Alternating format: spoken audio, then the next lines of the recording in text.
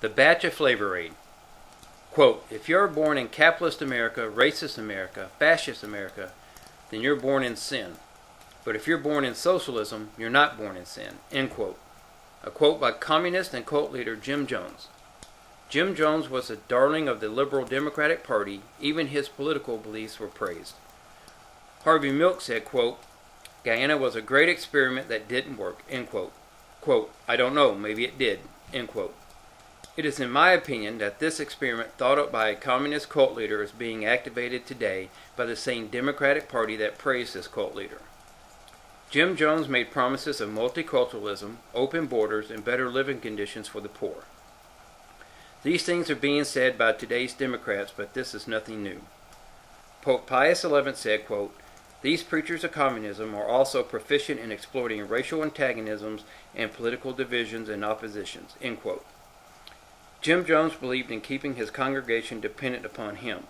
Jones said, quote, keep them poor and keep them tired and they'll never leave. End quote.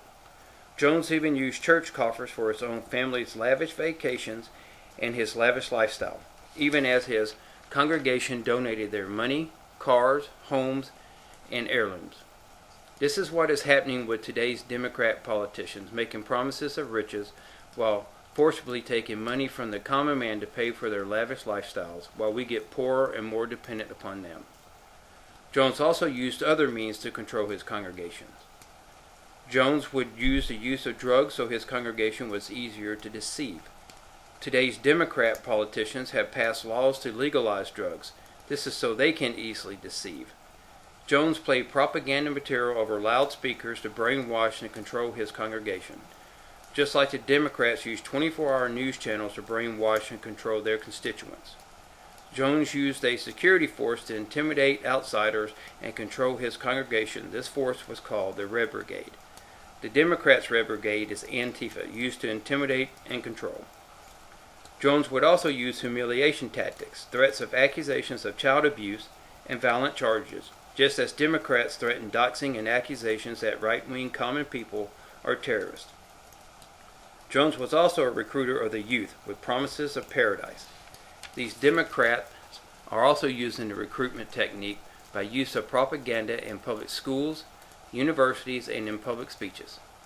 Pope Pius XI says, quote, a deceptive mysticism which communicates a zealous and contagious enthusiasm to the multitudes entrapped by delusive promises, end quote, along the younger intelligentsia who are still too immature to recognize the intrinsic errors of the system, end quote. Jim Jones was a master of deception. His congregation would run soup kitchens, funded colleges for low-income students, and did local cleanups. Democrat politicians use the same deception techniques. And just like Jim Jones, this is to deceive and to gain control and power through the limelight. Pope Pius XI noticed this and said, quote, the majority instead succumbed to its deception, skillfully concealed by the most extravagant promises, by pretending to desire only the betterment of the condition of the classes, by urging the removal of the very real abuses chargeable to the liberalistic economic order, and by demanding a more equitable distribution of this world's goods, end quote. I believe a contributory to the lure of the Democrats' Party's communist deception, as in Jim Jones's People's Temple, is possession. And this possession is possible because communism is atheistic. Pope Pius XI says, quote, communism is by its nature anti-religion, because religion gives the common people hope for a better life after the grave, but communism is of the world, end quote.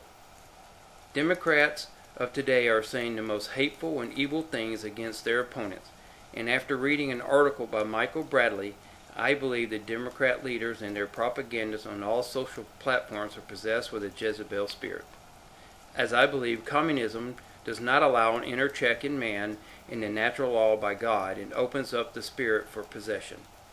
According to Bradley, quote, some people will say and do the most horrible things, but yet find some way to rationalize it and think they are perfectly justified in doing what they are doing.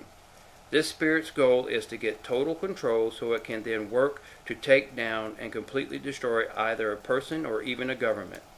To seek and attack, undermine, and destroy everything in its path. taking absolutely no prisoners. Its goal is total death and destruction, plain and simple. Once it is the new leader, it will then start its attacks so as to completely destroy the group by spreading false rumors or dissensions." End quote. So then the common people expect that a stand will be made against communism and all the hateful speech and violent acts against them, but no action has been taken.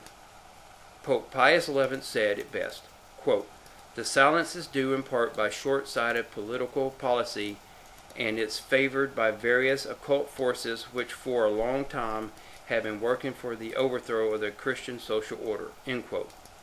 As common people, we have to realize we are up against more than evil people in their government systems and plutocratic backstabbers, but also against demonic possession of these very same peoples.